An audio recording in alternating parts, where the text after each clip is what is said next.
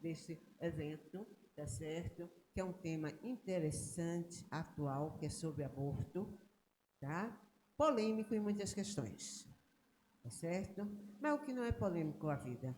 Então, a vida é engraçada exatamente por conta disso. Vou passar o microfone para a Débora, senão eu fico falando, viu? Obrigada.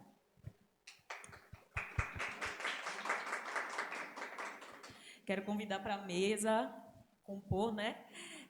O coordenador do Núcleo de Direitos Humanos, Henrique da Fonte. O nosso subdefensor criminal, Wilker Neves. E o nosso convidado especial, né, que é o parceiro da Defensoria, está sempre alinhado com, seja com nossos pedidos, nossas necessidades, auxílio, encaminhamentos, que é Olímpio, diretor do CISAM.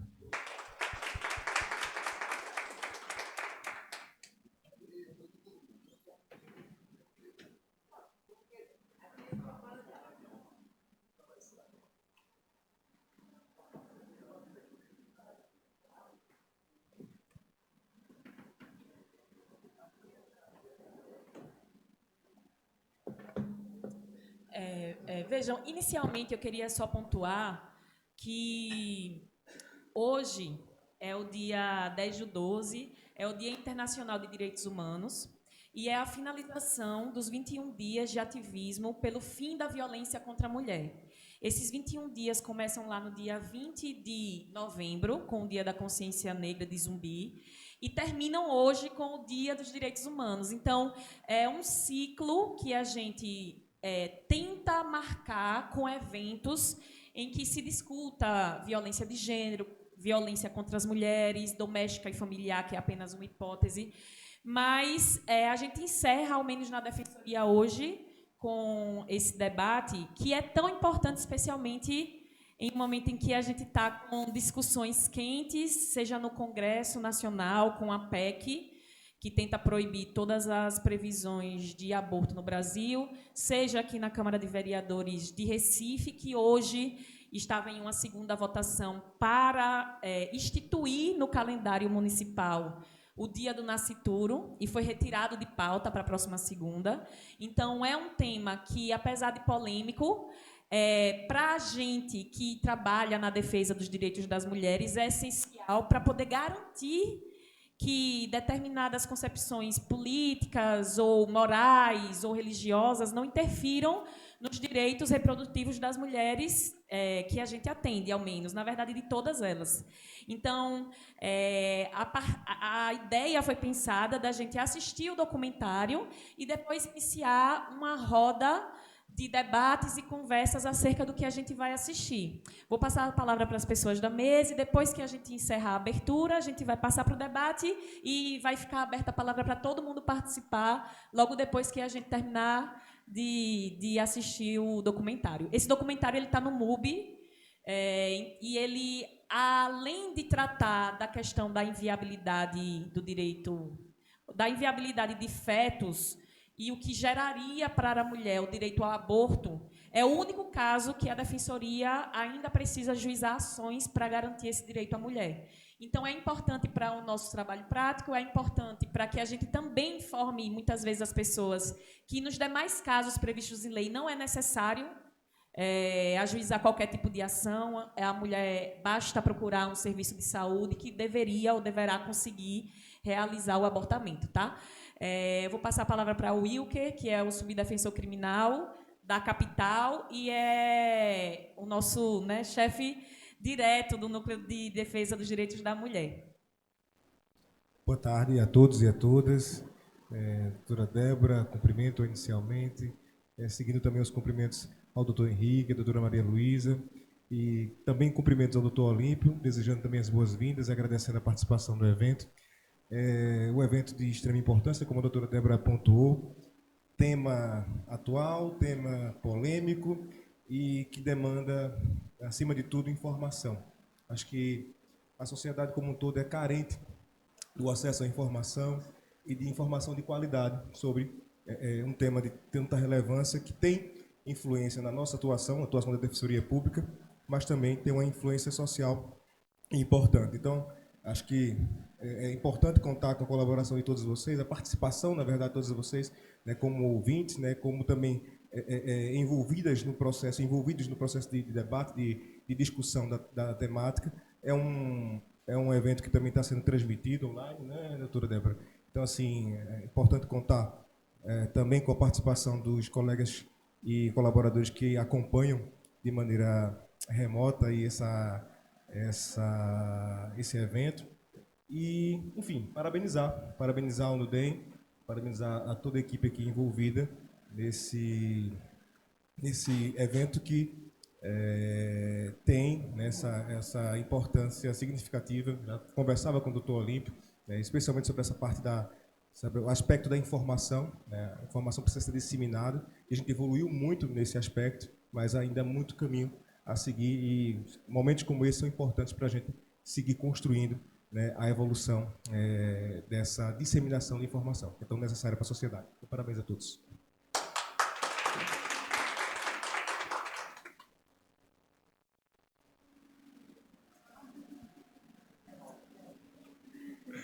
Estamos em casa, né? A gente não precisa de tanta formalidade assim.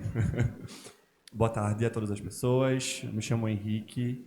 Eu sou atualmente, né? Débora já me apresentou, mas atualmente eu coordeno o Núcleo de Defesa e Promoção de Direitos Humanos aqui na Defensoria. Queria, em nome aqui de Débora, de Maria Luísa, também agradecer a presença de todo mundo, mas fazer um cumprimento especial à nossa diretora da nossa escola, que, como Débora disse, na jornada aqui dos direitos humanos, né, nessa semana aqui, nesse início de dezembro, além desse evento, a gente também teve um evento de formação com a Fiocruz para atendimento para a Pop Rua, foi no dia 2 de dezembro, um evento bastante interessante, então a escola tem se debruçado e prestado atenção também para essas pautas de direitos humanos, e a doutora Olímpio, que é nosso convidado de honra, nosso convidado especial, que é uma honra tê-lo aqui na Defensoria. Para ser muito breve, né, porque ninguém gosta de ninguém falando muito, mas eu acho que é uma coisa importante a gente olhar. Eu estava usando isso ontem, Wilker, assim, no evento, a gente tem um retrovisor para olhar para o passado. Então, quando a gente olha para um passado não tão distante, a gente aqui na Defensoria não tinha um núcleo específico que pudesse tratar de demandas como o alvará para interrupção de gestação. Toda vez quando chegava na Defensoria esses casos, era sempre assim, com quem fica a atribuição dessa ação?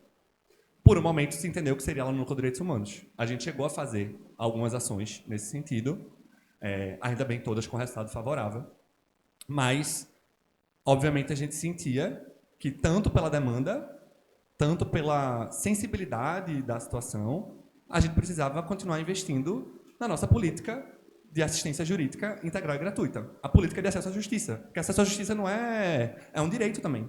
E quando a gente consegue entrelaçar o acesso à saúde com o acesso à justiça, é aí que a gente consegue ter esses ganhos, como um ganho, por exemplo, de sexta-feira, de uma ação que o NUDEM protocolou de tarde, e à noite, com a articulação de Wilker, de todos os defensores, conseguiu uma decisão para poder promover o direito da pessoa, que naquele caso estava vinculado à interrupção de gestação. Então, com isso eu quero dizer que o NUDEM, a coordenação do NUDEM, as defensoras do NUDEM, isso aí foi um ganho significativo, qualitativo para a Defensoria Pública. Não só, obviamente, nessa pauta, eu quero destacar essa pauta porque, assim, como eu estou dizendo, né, no retrovisor, a gente tinha esse espaço meio vazio, mas que agora a gente tem um salto aí enorme de qualidade nas demandas que a gente está atendendo, e com a equipe multidisciplinar agora também, né, que também consegue promover esse grande diferencial no atendimento da Defensoria. Então, eu acho que é isso. Vamos parabenizar o NUDEM, parabenizar a coordenação do NUDEM, parabenizar a SUB criminal, que a gente sabe que tudo aqui a gente precisa trabalhar em rede e articulado para a gente poder avançar nessa política pública que a gente quer estar sempre aprofundando e verticalizando aqui no estado de Pernambuco. Obrigado. Eu vou passar a palavra para Olímpio, para ele fazer uma fala de abertura. Os debates, no final, a gente vai abrindo espaço para todos vocês falarem também, tá bom? Novamente agradecer aqui a presença, né? Eu acho que é a segunda ou terceira vez que estou aqui. Conheci Débora há algum tempo atrás, já passei a ser fã dela, porque eu não conhecia, né? E a gente está aqui por causa de um filme, e eu não vou dar spoiler do filme, Mas é interessante você descobrir a Elisa Capai, os filmes que ela faz, as séries, uma grande cineasta, e a gente vai ver aqui a história dela, certo? E eu sei muito do filme porque quando ela para fazer o filme, me procurou, porque tem as ideias, e ela, pela história dela, se preocupou disso. E as outras mulheres que passaram, eu, uma mulher branca, de condição socioeconômica, que me favorece a ter direitos, né? E em outro país, ela estava em outro país. Aí ficou pensando aqui, e as mulheres pobres, né, do Brasil? Aí foi por isso que teve a ideia do filme. Então, eu agradecer novamente a Maria Luísa da escola, do espaço, e eu acho que vocês vão gostar, tá certo? E muito importante a gente comentar depois, tá? Obrigado mais uma vez, gente. Só fazendo uma observação de uma sequência que houve espontaneamente. Doutor Henrique aqui, semana passada, trouxe o Observatório POP, falando exatamente problema de atendimento com pessoas carentes. E dentro dessa ótica também, não deixa de estar o assunto de hoje. Veja como a vida é tudo interligado, tudo tem uma razão de ser.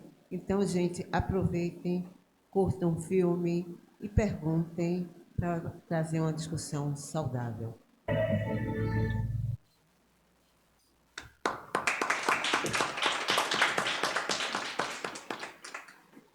Gente, tá ligado?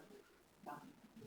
Acho que o primeiro ponto que a gente tem que até desmistificar é que muitas vezes a gente pensa ou liga o aborto a mulheres maldosas ou que querem matar crianças, que não respeitam a vida. E eu acho que esse documentário é muito importante para mostrar que, na verdade, em especial esses casos de interrupção de gravidez por incompatibilidade com a vida, são de mulheres que gostariam de ser mães, que depois foram mães, ou que já tinham filhos, e que normalmente a questão do aborto não está ligada com um desejo de não respeitar o direito à vida. Na verdade, como vocês puderam ver, é uma via crucis que a mulher enfrenta do momento em que descobre o diagnóstico até, às vezes, se quiser, chegar na oportunidade de interromper aquela gestação.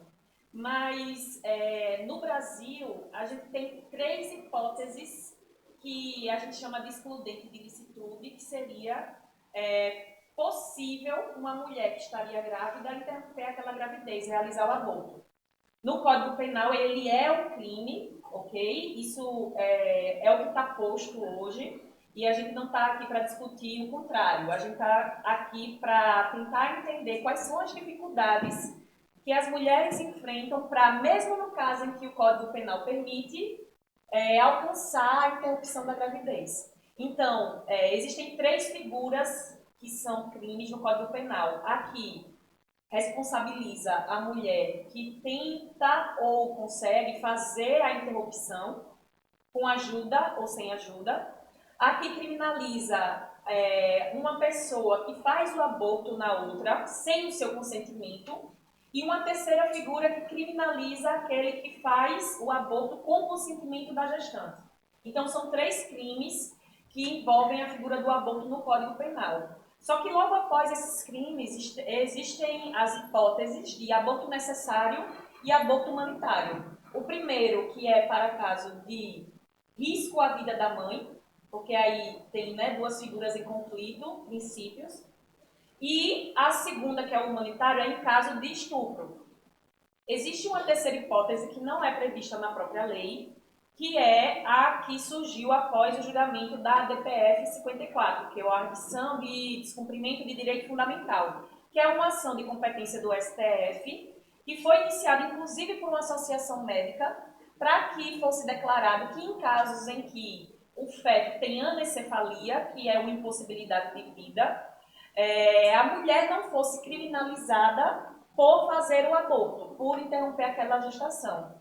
E quando o STF julgou esse pedido, lá eles colocaram expressamente nas discussões de que o fato de você forçar uma mulher a permanecer com uma gravidez de um fruto, de um produto que não vai ter nenhuma chance de vida, seria uma violação da autonomia da mulher, da dignidade da pessoa humana, da privacidade, da proteção à integridade física, psicológica e moral dessa mulher. Por quê? Porque todo mundo que a gente atende, quem já teve a oportunidade de atender uma mulher assim, percebe o quanto afeta, em especial, o psicológico.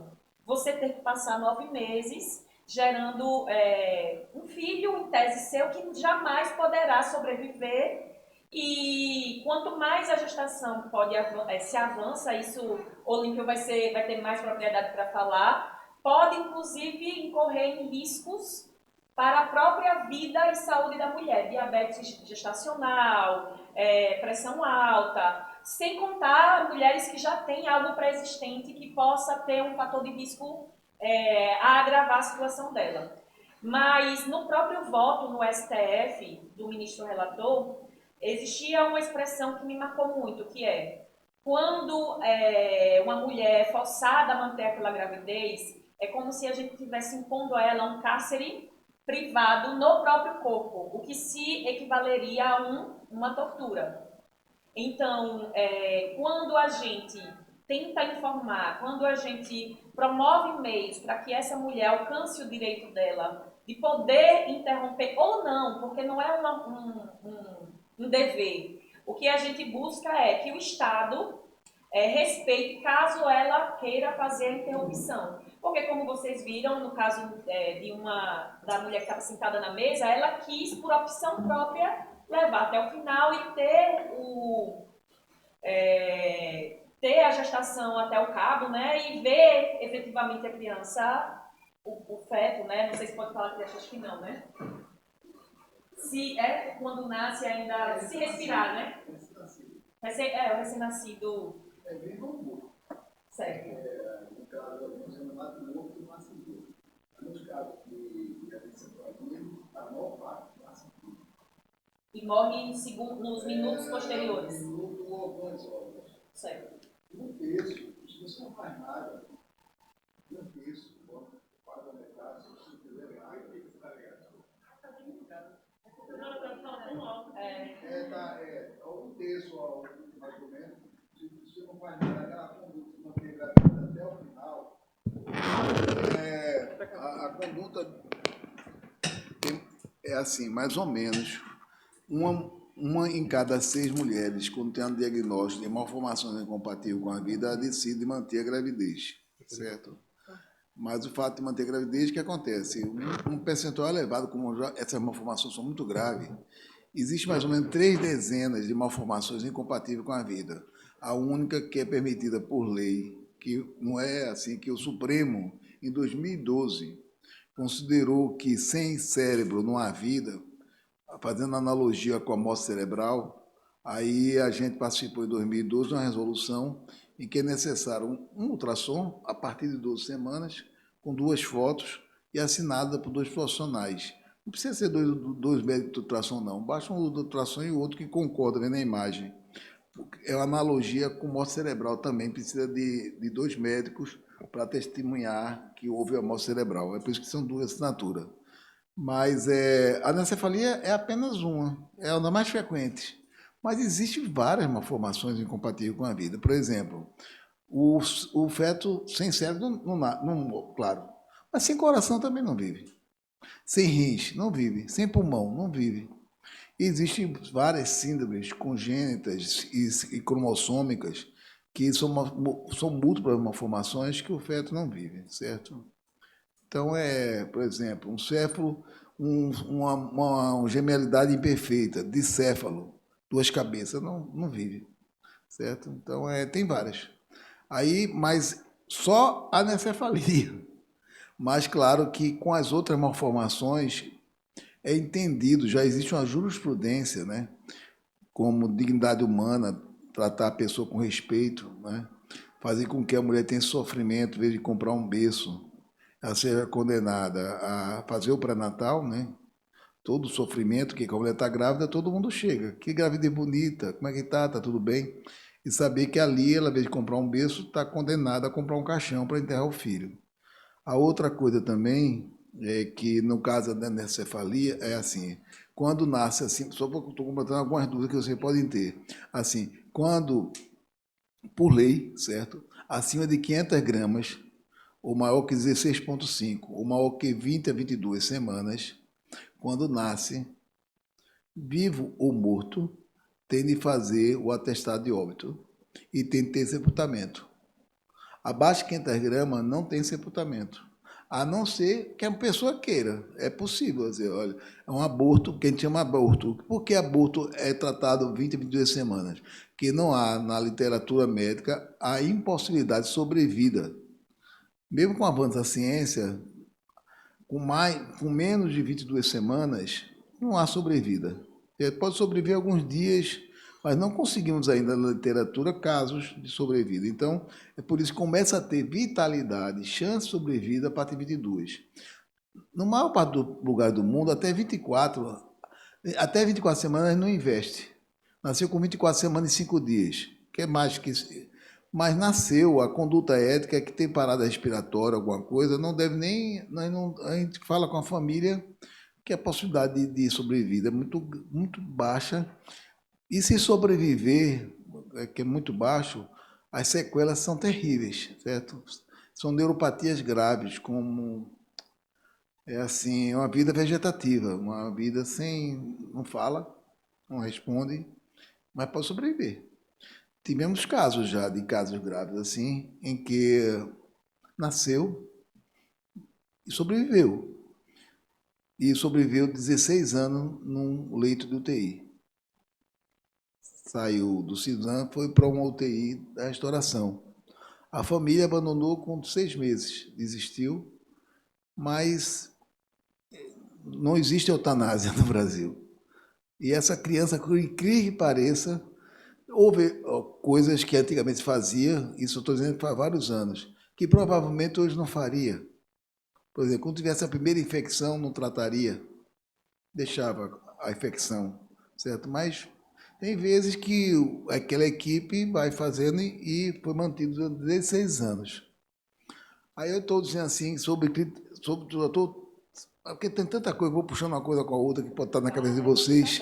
É assim, como eu já participo várias vezes sobre isso, vários temas, é assim, você tem pensado no critério da bioética da justiça. Existe autonomia, beneficência, não maleficência. Será que a gente fez um bem? Será que é justo? Você sabe muito bem, Débora, a carência que tem de leite de UTI. Manter uma vida, que vida é essa, durante esse tempo todo no UTI, enquanto tanto recém-nascido que teria chance de sobrevida, foi negado um leito. Né? E o custo na UTI. Eu estou dizendo isso porque vocês entenderem também que tem uma questão que saiu na imprensa, estou só colocando assim, que eu me lembrei, assim, que uma vez um casal, recém-casado, assim, 3, 4 anos casado, ela queria ter um filho, ela engravidou, feliz da vida, e desejava o sonho dela engravidar, ela teve um AVC hemorrágico e entrou em coma e morte cerebral, com 16 semanas. E o marido tentou interceder para manter a gravidez, manter ela viva, com morte cerebral se desliga o aparelho, para ver se teria chance de sobreviver aquele filho desejado. Tem um plano de saúde. Vocês sabem que quando há morte cerebral, o plano de saúde não existe mais, porque ela morreu. E o custo daquela época de R$4.000 da UTI. Aí isso terminou na justiça com Ivana Botelho. Ela perguntou a opinião da gente na literatura. Aí o que é que tem escrito na literatura? Né?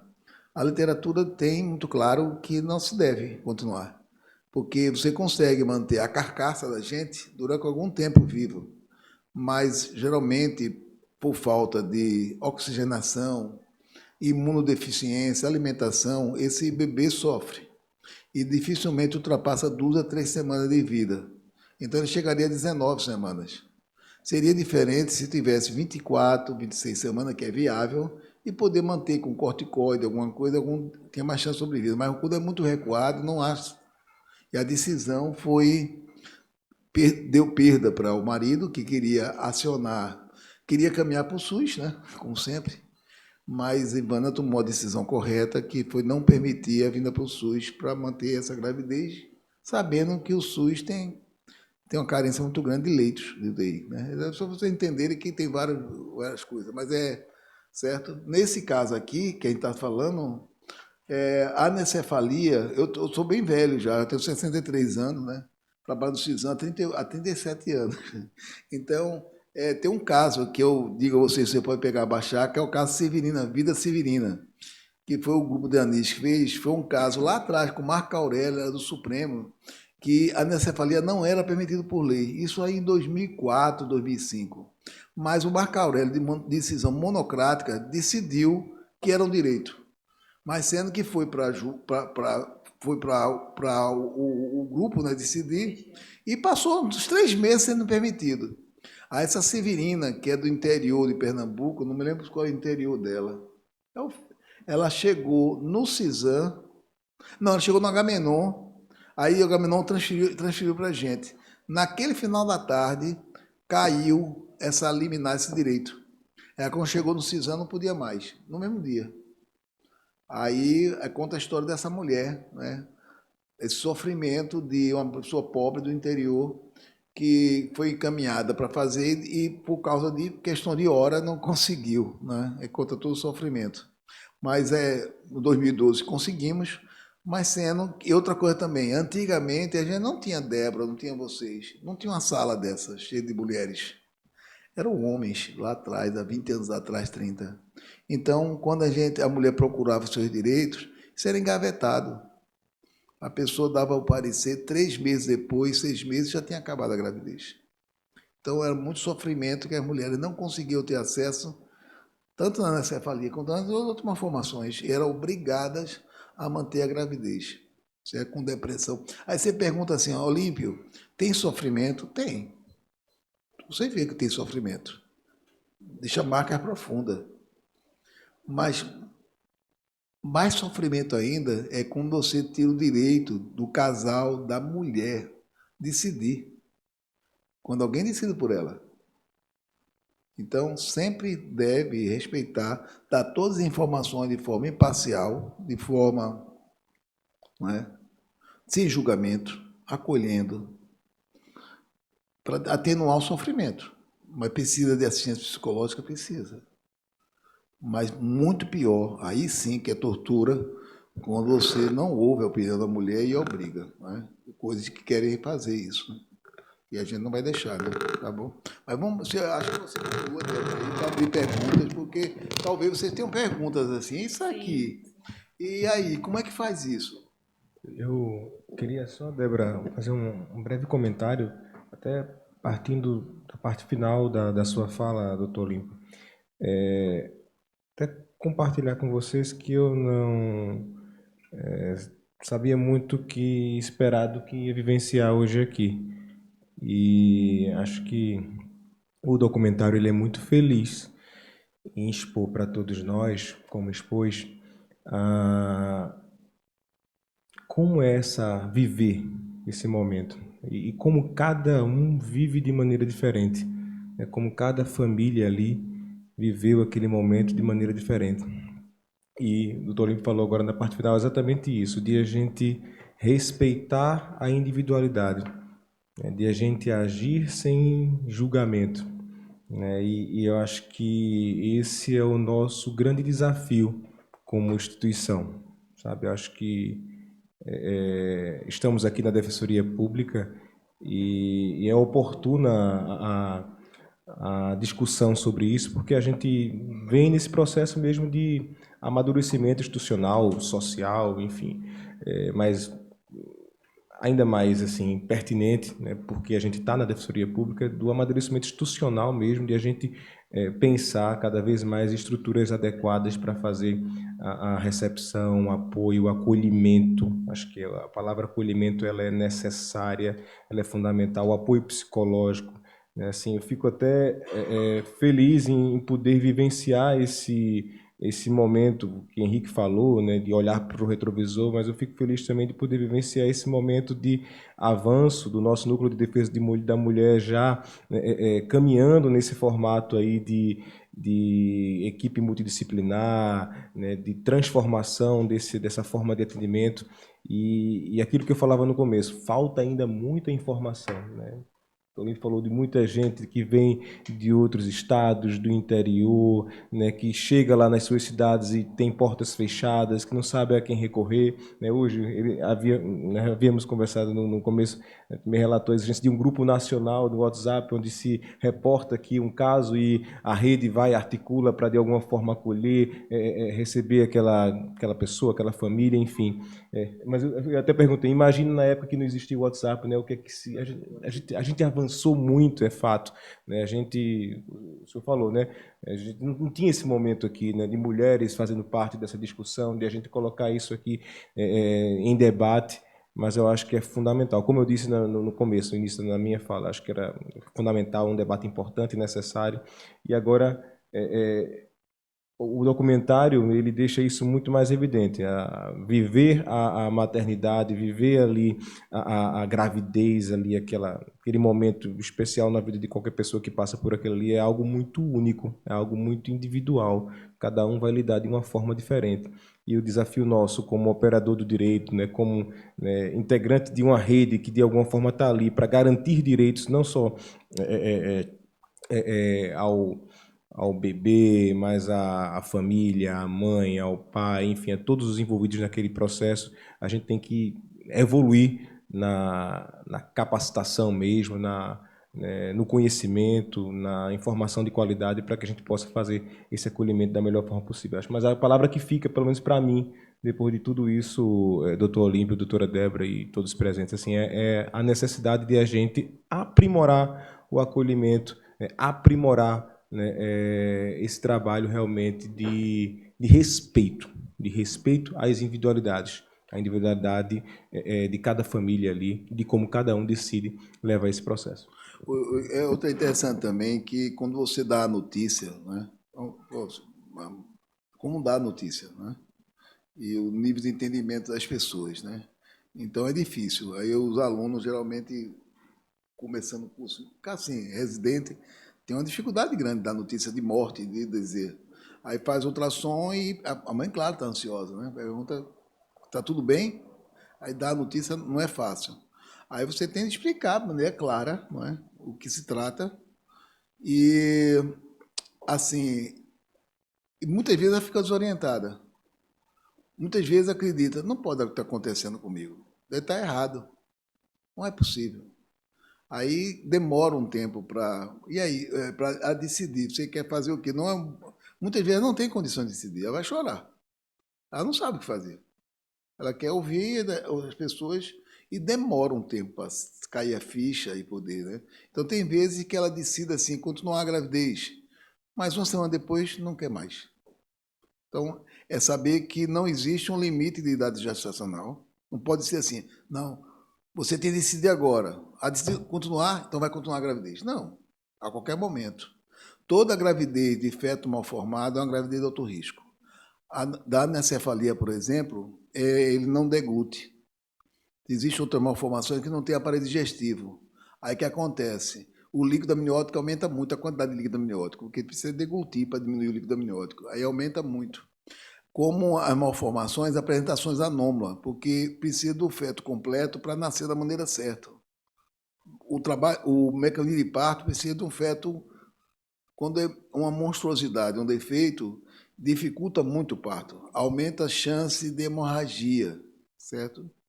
Aí é uma gravidez de alto risco. A gente tem que falar para ela isso aí. Mas é a reação, você falar de forma clara. Mas assim, eu já vi várias maneiras de reagir, certo? E demora. Eu já vi reações assim e a pessoa agradecer. Doutor, o senhor está dizendo para mim que só falta o coração, ou só falta o cérebro. Ele tem coração? Tem. O senhor disse que tem tudo, perninha, tem braço. Tem orelha? Tem. Só está faltando o cérebro, doutor. Eu quero continuar. Então, cada pessoa tem uma maneira de reagir e você tem de respeitar, garantindo que ela vai ter o pré-natal adequado, não é? Isso aí. Estou dizendo que é o mundo, viu? Eu estou dizendo assim, você vê como é difícil, assim, categorizar, porque eu estou dizendo assim, eu me lembro uma coisa que no meu trabalho foi difícil. Eu atendi uma mulher com a mãe, uma adulta, estava em cárcere privado, certo, do marido, prendeu ela, queria acabar o casamento, estava grávida, e ele prendeu, porque ela não queria nem estar com ele, mas ela foi presa e ela conseguiu sair, fugir com 28 semanas de gravidez, 27, 28 semanas. E foi para consulta. Aí eu falei que ela tinha direito à interrupção na gravidez e a mãe com ela, aí ela disse, doutor, não, eu vou doar, vou entrar no projeto, cadê? Foi Luísa, né? Foi Luísa. Viu, Luísa? Só contando a história, ela queria entrar, mas legal. Aí a gente passou para a ciência social, e disse, não, é possível sim levar. Aí vou fazer o seu pré-natal, mas é uma estabilidade emocional muito grande ela, certo? Chorando, com depressão. Isso foi com 28 semanas. Com 33, ela tentou suicídio. Foi atendida no Ulisses Guimarães, tenta ter suicídio. Tomou veneno de rato, foi lavagem, tudinho. E o psiquiatra, depois de ter salvo a vida dela, fez um laudo determinando a interrupção imediata da gravidez com 34 semanas. Ou seja, um feto de 2 kg, 2,2 kg. É um feto que sobrevive ao nascimento. Ela retornou no sábado, a plantonista recebeu, tinha um parecer psiquiátrico, fez o corticóide para melhorar o pulmão e para interromper com 2 dias. Eu fiquei sabendo, eu disse, não, peraí, não interrompe não, vou conversar com ela, que ela é minha paciente. Aí eu cheguei na segunda-feira, estava muito abalada, porque mexia o menino, era uma tortura para ela. Era um sofrimento, eu não conseguia sentir o menino mexer, começava a chorar. Aí eu peguei ela, eu queria que você mostrasse uma coisa a você. Peguei a mãe também, que queria interromper. Doutor, tem que interromper, que minha filha vai morrer, não sei o quê. Aí eu queria fazer um passeio com você.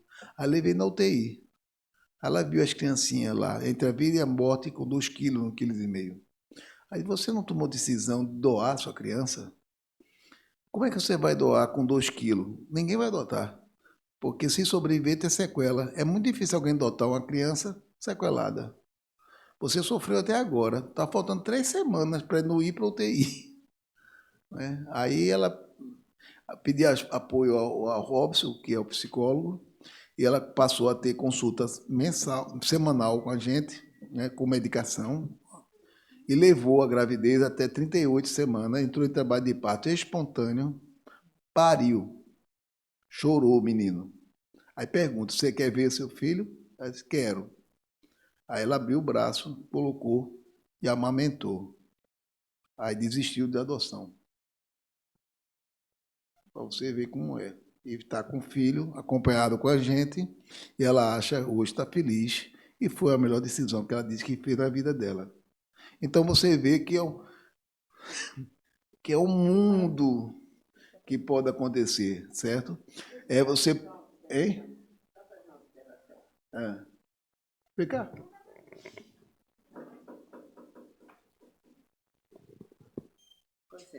É só uma observação. A criança pode ter uma normalidade, mas não é difícil de adotar. Eu fiz uma adoção de uma criança que tinha paralisia cerebral. Eu fiz, tá? E hoje é uma jovem, tá? Não é todo mundo, mas tem pessoas que não botem como impedimento para adoção uma patologia dessa. Mas vamos pensar que ela quer, percentualmente está certo, mas vamos dizer que existe a possibilidade. Mas assim, se você tomou a decisão que vai doar o seu filho e saber que sua conduta pode você, por seu sofrimento, pode levar um sofrimento que é para o resto da vida do seu filho que você quer adotar, 2, 3 semanas ela percebeu que eu aguentei até agora, deu força para ela continuar, entendendo? E nasceu a criança saudável. Então é um mundo muito grande, a cabeça da gente não sabe, mas como digo, o mais importante é você respeitar, porque do mesmo jeito, quando é negado, estou dizendo assim, quando é negado, por exemplo, principalmente em adolescente, certo? Porque as meninas, se você procurar saber causa de morte entre crianças, adolescentes, do gênero feminino, meninas, ela não morre de câncer, não morre de infarto. Ela morre de violência sexual e de gravidez. A gravidez na adolescência tem um risco 3, 4 vezes maior de morte do que no adulto. E não é só biologicamente, é o dano para a saúde mental dela, né? Uma menina de 12, 13, 14 anos engravidar de estupro. E quase 80% do estupro não é de pessoas desconhecidas, são de pessoas que ela confia. É do padrasto, é do avô, do tio. É pessoa que tem afeto, que devia estar protegendo ela. Então, o perigo não mora na rua. O perigo mora no lar, na sua família. Que muitas vezes quem descobre é a escola. Porque muitas vezes há conivência da família. E se descobre só quando aparece a gravidez. E quando é que aparece a gravidez? Quando tem quase 5 meses. Aí querem fazer um projeto de lei para proibir, quando aparece. Então, se esse projeto passar, vai condenar essas meninas a manter a gravidez, porque chegou tardiamente. E muitas vezes descobre e há um atraso. Descobriu, mas procura ajuda a enfermeira. A enfermeira não informa seus direitos. O médico nega. Quando não nega, procura ajuda porque naquele serviço não faz. Precisa caminhar para uma capital. Aí o secretário diz que não vai liberar o carro porque é contra. Aí vai chegando no ministério, alguém vai denunciar, isso aí tem um tempo e retarda. Então, no CISAM, é um centro de referência, né? A gente não é o único mais, aí tem uns 3 ou 4 que não gostam de identificar porque são perseguidos, mas toda semana, estava falando para a Débora, nós recebemos crianças, principalmente crianças, com mais de 24, porque o serviço tem um limite técnico até 2022, que é o aborto. Quer dizer, a definição de aborto médico espontâneo, né? O aborto introduzido não tem idade, mas muitos serviços têm objeção de consciência para aborto, e para aborto acima de 2 semanas são pouquíssimos. E por que é difícil? Porque a gente tem que garantir que esse feto nasça sem vida. Como assim, Olímpio? Porque depois de 22 semanas, como eu falei para vocês, nasce vivo. Aí a mulher procurou ajuda porque foi um estupro, não quer ter o filho. E já pensou? Entregar para ela um prematuro sequelado? Que é mais difícil a adoção. Mas, doutor, eu fui estuprada. Você vai entregar um filho que eu fui, para mim, que vai ficar no UTI? Então, a Organização Mundial de Saúde orienta que, nesse caso, tem de fazer a assistolia fetal, que é difícil, hein? O misoprostol é contração uterina. A assistolia fetal você faz com injeção de medicação para parar o coração do feto. Porque para garantir que ela não vai ter o filho. Porque é um sofrimento muito grande para a mulher que foi estuprada, ela parir, ouvir o choro do menino e depois esse menino ir para UTI.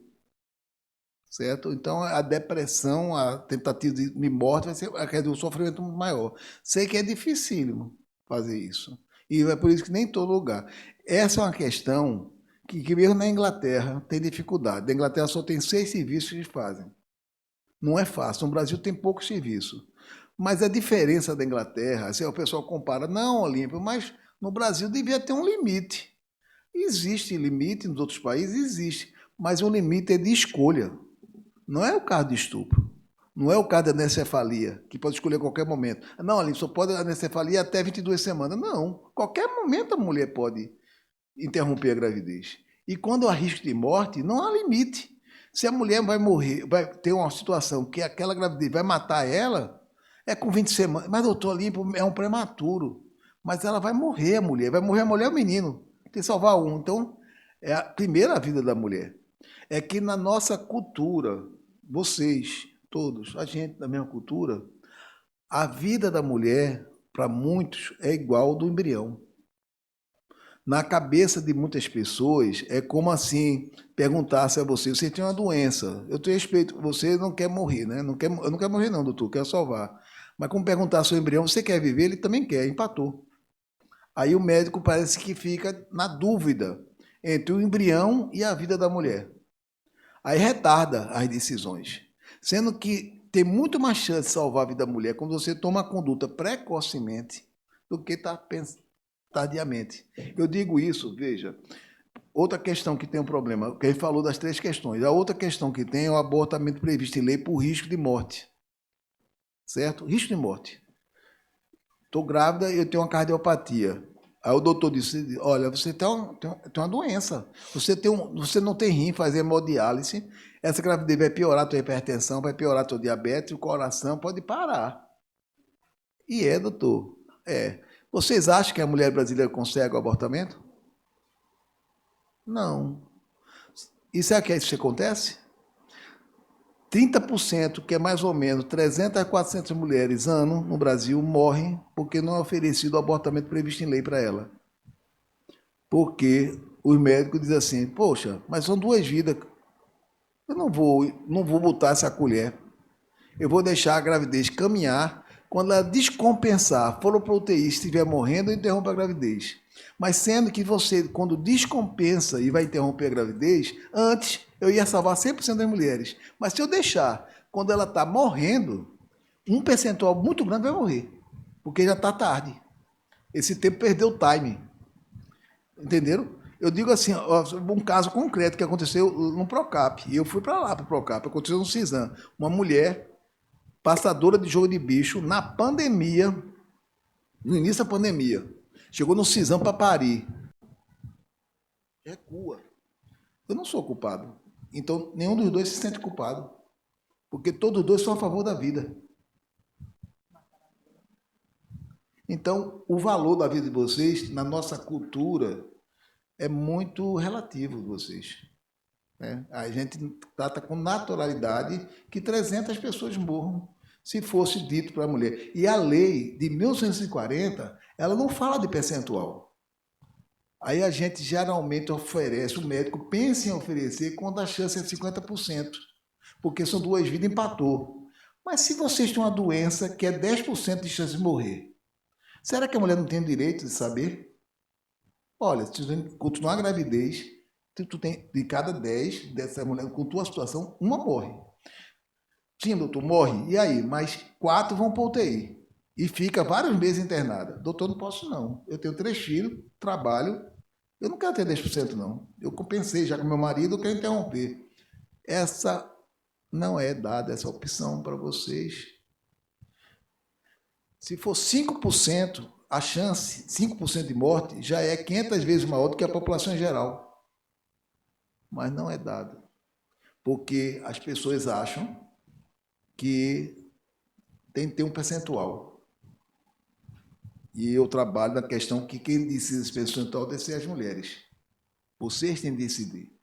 Eu digo isso porque você que é do criminal, né? Se eu for andando na rua, certo? Alguém botar um revólver na minha cabeça, passa o celular. Eu reajo. Consigo, na luta corporal, puxar o revólver e atiro no cara e mato o cara. Eu pratiquei um crime. Eu tenho chance de não ser preso? Tenho. Muito. Vou alegar que agi em legítima defesa. Qual é a chance de eu andar na rua, alguém chegar com um revólver, pedir meu celular, eu morrer se entregar o celular? 0,14%. E se eu matar por causa de 0,14%, eu não vou ser preso. Agora, a mulher com chance de morrer de 5, 10, 20%, não é dado esse direito de escolha. Eu escrevi no livro isso. A bancada evangélica disse que eu estava comparando o embrião a um delinquente. Você vê como o peso é diferente quando trata de gravidez e da obrigação secular, assim, obrigação, né, divina. Tanto é assim que acontece muito, os colegas de pré-natal, quando vocês vão ver isso aí, você sabe que mais ou menos 50%, vocês, né, a gente brasileira aqui, 60% engravida sem planejar. Pior, 18% a 30% não deseja gravidez. É um acidente. Ou seja, está desesperado porque não queria gravidez. Mas eu garanto a vocês que vocês, quando chegar para um profissional de saúde e mostrar o teste de gravidez positivo, ninguém vai perguntar, como é que tu está se sentindo? A palavra é, que maravilha, mãezinha. Isso é divino, maravilhoso. Ninguém pergunta, o que é que você está sentindo nesse momento que você está grávida? Você está feliz ou está triste? Quando vai fazer o teste, o correto que a gente trabalha é que você vai fazer o teste. Quando a mulher procura saber se está grávida, está ansiosa. Tem que ser atendida na mesma hora. Aí você dá como é que te orienta? Dá o negocinho da urina para ela fazer na hora. Olha, independente do resultado, tu vem aqui conversar com a gente, tá certo? Eu quero saber tua reação. Primeiro tu vai dizer, tu tá alegre ou tá triste com a perspectiva de estar grávida? Aí se abrir essa pergunta, eu tô desesperada. Eu não posso estar grávida. Mas tu vem para cá. Tá bom, vamos torcer que não esteja. Aí ela tem 4 reações.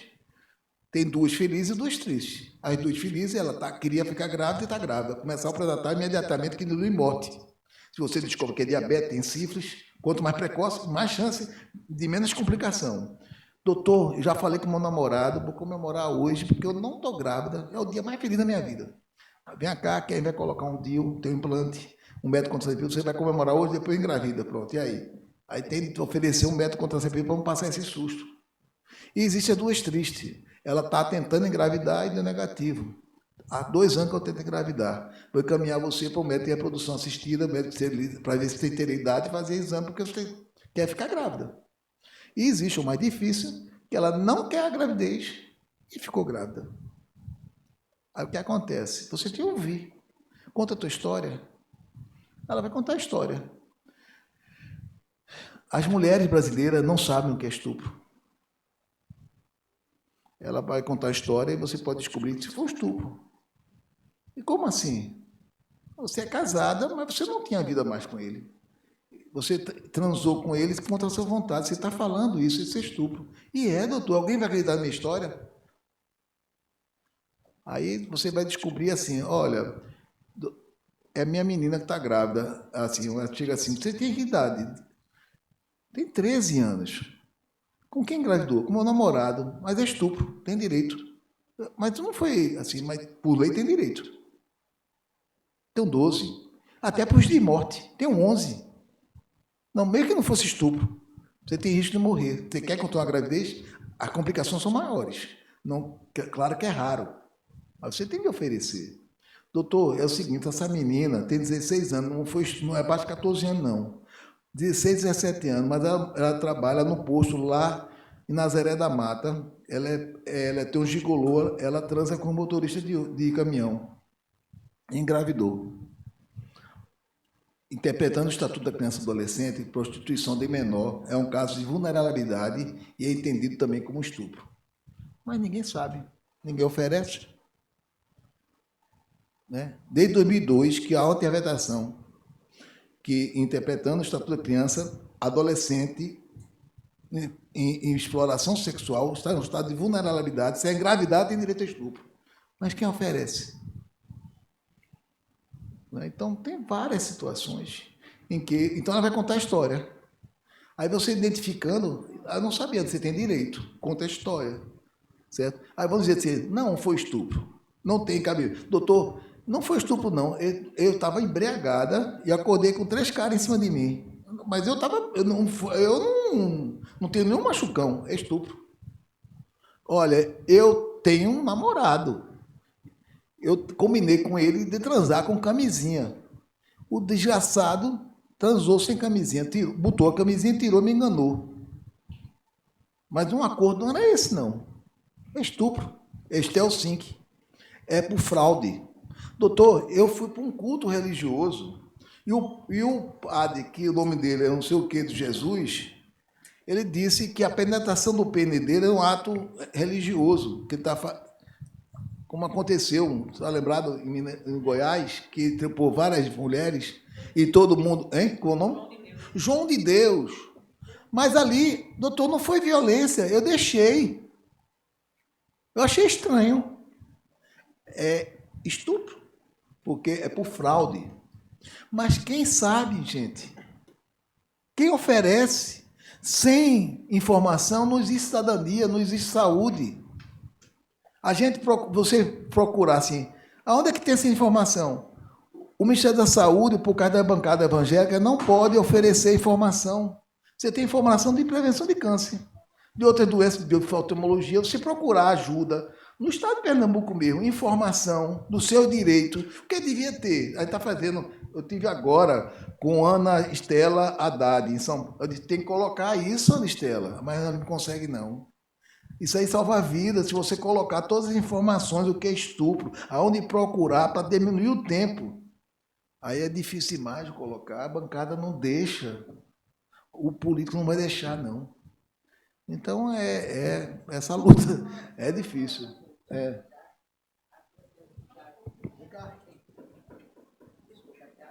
Mas veja, eu participei de uma assembleia aqui na Pernambuco, em Recife, sobre questão de abuso sexual, tá? Então, ficou deliberado, pauta encaminhada, para fazer cartilhas, tá certo? E que a defensoria, eu introduzi a defensoria, tá? A defensoria trabalhasse com as professoras de escolas públicas para ensinar os meninos o que é abuso, o que é estupro, tudinho. Porque muitos não sabem, entendem até um ato como se fosse carícia, e não é, né?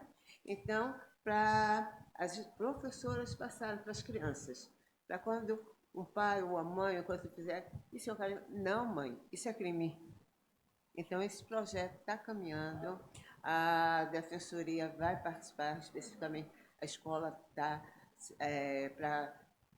sendo estruturado, tá certo? Para que chegue à escola aos meninos de forma de idade. Inicialmente foi dito para os próprios professores. Eu defendi a tese que não poderia ser o professor sem uma preparação, porque ele iria dar os conceitos com base nas experiências vividas por cada um. Então, teria que ser alguém da área de direito. E aí a escola entrou no circuito. Tá? Exatamente o que eu colocou. Então, se dizer assim, a grande parte das gravidez da adolescente é estupro. A escola, sem dúvida, a psicóloga, a professora, a professora percebe o rendimento da criança que está sofrendo violência, ela para de estudar, fica calada, introspectiva, a psicóloga percebe. E muitas vezes, através da escola, que a gente chega à criança. Na Secretaria da Mulher, tem um trabalho grande sobre isso, com esse contato aí, com várias ações para a escola salva, né? E educação sexual na escola é importantíssimo, diminui a precocidade da gravidez, diminui doença sexualmente transmissível e diminui violência, estupro, quando dá informação para as crianças. Aí que essa bancada do outro lado a chama de ideologia de gênero. Estão ensinando coisa de sexo, não sei o quê, isso é da família. Tem até uns doidos que defendem homeschooling, porque diz que a escola faz perdição, não sei o quê. Não, homeschooling é o que o estudador gosta mais. Só para dizer assim, homeschooling, é assim, o caso que mais me chocou em toda a minha vida, eu sempre digo, foi Dona Severina de Caruaru, em 2009, certo? Ela é uma menina, filha única, de um casal em Alto do Moura, e ela engravidou 12 vezes do pai. 12. 9 abortamentos espontâneos. E teve 3 filhos. Ela não ia para a escola. O pai era influente, era comerciário, dizia que era homeschooling. E a menina não saía de casa, ia para a missa, só para a missa. E aparecia grávida. Fazia pré-natal, e aí? Paria no hospital e ninguém fez nada. Essa menina transformou numa mulher. Quando a filha dela tinha 11 anos, correu para a cama dela, que a menina conseguiu para a escola porque o pai já era velhinho, muito velhinho, ela tinha uns 70, relaxou com a neta. A neta foi para a escola e aprendeu que aquilo que o avô estava fazendo com ela não era carinho. Aí foi dizer para a mãe. A mãe matou o pai, se entregou à polícia e disse: aquele monstro acabou com a minha vida, mas não deixaria nunca acabar com a vida da minha filha. Ela foi presa. Isso chegou nas cortes internacionais de direito internacionais, daquela do CA, Corte Americana, certo? Aí foi chamado, aí ela foi presa. Um ano, 2 meses depois, teve o júri popular, 12 votos, inocentando ela, e quem foi condenado foi o Estado de Pernambuco. Isso, para mim, que eu sou brasileiro, pernambucano, pessoal de fora, que isso chega lá fora. Eu sou diretor da FEBRASG, eu viajo. Eu tenho contato com o pessoal de fora. Vigo, Federação Internacional. Isso é uma vergonha para mim. Que povo é esse? Que acontece isso e faz um negócio desse, todo mundo sabendo. A escola sabendo? A escola, não tem escola, como é que ninguém foi lá? E a igreja, os profissionais de saúde, como é que a menina aparece grávida? Então, é uma conivência muito grande das pessoas, isso é uma vergonha, né? Eu espero que eu tenho certeza que está mudando. Mas está acontecendo, né? Toda hora está acontecendo estupro de criança, agora mesmo está acontecendo, e a gente tem que mudar essa realidade, né? Eu tenho que perguntar.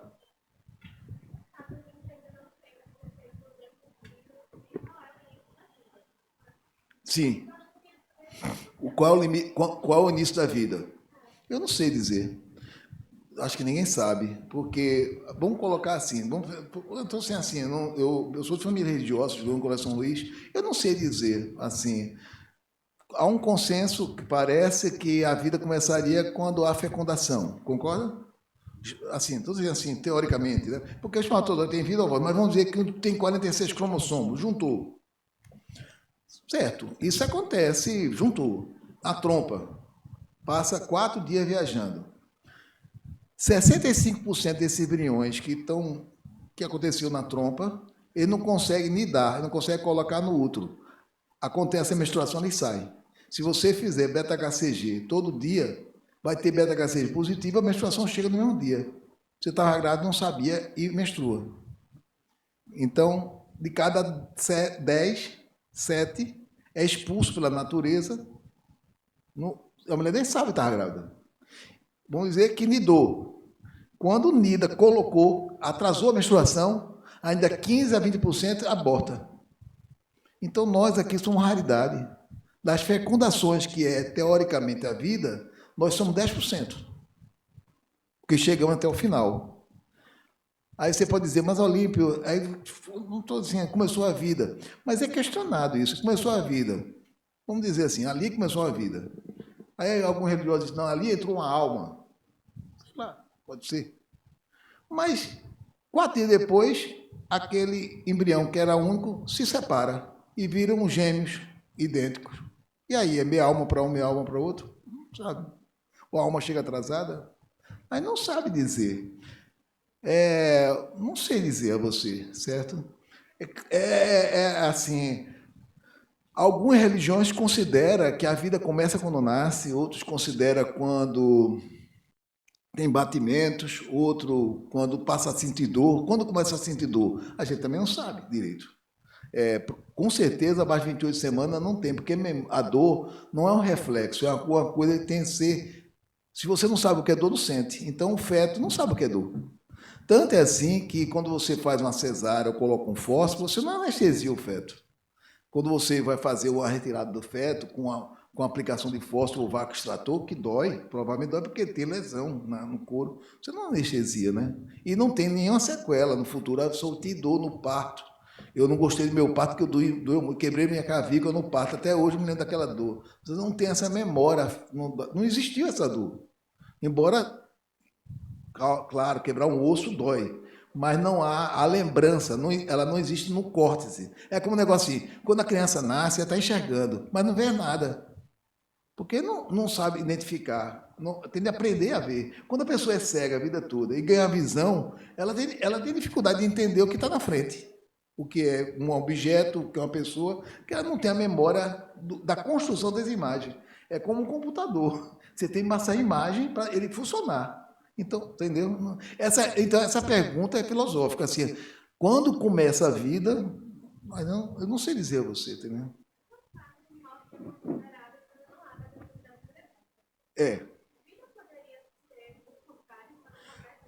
Quando começa a vida, a atividade cerebral. Também, com certeza, abaixo de 12, 14 semanas, embora tenha cérebro, a gente não sabe realmente que nível de atividade cerebral pode ser considerada vida, certo? Porque a gente não tem assim, não tem muita resposta sobre isso, o que é uma atividade cerebral para considerar a vida. Com certeza, até 12 semanas, 14 semanas, não tem nenhuma atividade. Depois tem alguma atividade, tem reflexo. Mas aí também poderia dizer isso aí, né? Mas também não sabemos dizer exatamente isso aí, a resposta, certo? Agora, é claro, todo esse questionamento que a gente não sabe, que pode ter fundo religioso, é uma decisão pessoal da pessoa. Eu digo assim, eu sou médico. Eu não sou desse, eu não era desse, quer dizer, eu não tinha nenhuma formação no curso de medicina, só fui pensar nisso quando eu vi a mulher morrer de aborto, porque quando eu me formei, a principal causa de morte materna era aborto. E eu via as meninas morrendo. Aí me incomodava aquilo, mas eu não tinha. A mulher era maltratada, mas eu não sabia me organizar, não. Aí quando eu fiz meu mestrado, que eu conheci uma antropóloga, socióloga, que era uma feminista, aí disse, aborto é um crime no Brasil, mas lá fora não é não. Esse é um desrespeito ao direito das mulheres, porque ela é inglesa. Aí eu disse, que coisa absurda. Eu achava que ela estava falando uma coisa tão absurda. Aí eu comecei a ouvir as mulheres, porque eu atendia as mulheres e ela não dizia que abortava. Aí quando você fazia um questionário, que ela botava na urna as perguntas de marcar X, 50% da mulher que eu estava atendendo tinha provocado aborto e ela dizia que era susto, porque ela tinha medo do médico. Aí eu comecei a descobrir que a relação médico-paciente tem que ser de verdade. Não existe relação médico-paciente sem confidencialidade. Você não pode ir para um médico para mentir para o médico. Você não pode chegar para o médico e dizer, doutor, está doendo meu braço esquerdo, vou mentir para ele que está doendo meu braço direito. Não vai ser uma consulta. Onde é que está doendo? Está doendo minha garganta. Eita, vou enganar o médico, está doendo minha barriga. É uma relação de confiança. Sem um rapport, você não faz medicina. Quando você criminaliza o aborto, a paciente tem medo do médico. Ela tem medo de ser julgada, de condenada, de ser quebrado o sigilo, ela vai mentir. E o fato de mentir leva ela à morte, porque o médico erra o diagnóstico. Ela chega com febre e induz o médico a acreditar com uma cistite. E ele vai tratar a cistite ou abortamento infectado. Ela vai para casa, nem a família sabe, ela vai voltar morta, porque devia ter internado naquele momento com aborto, que é urgência, mas infecção urinária não. Então, isso é a diferença. Então, não pode existir.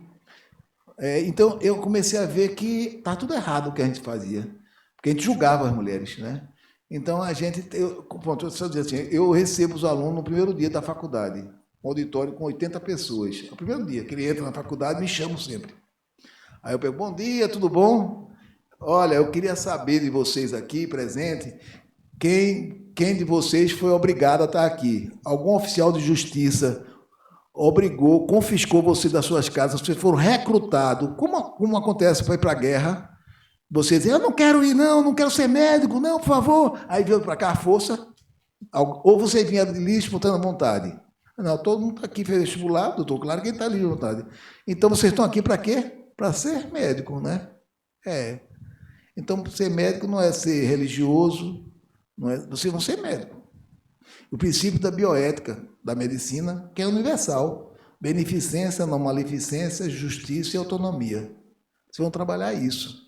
E o seu dever é com a medicina e com a evidência científica. Você está no Código de Ética Médica, você tem que oferecer melhor do que é capaz de oferecer o ser humano para o outro e a ciência. Vocês não estão aqui para ser negacionista, para trabalhar para partido político. Vocês vão trabalhar para a medicina. Igual a vocês.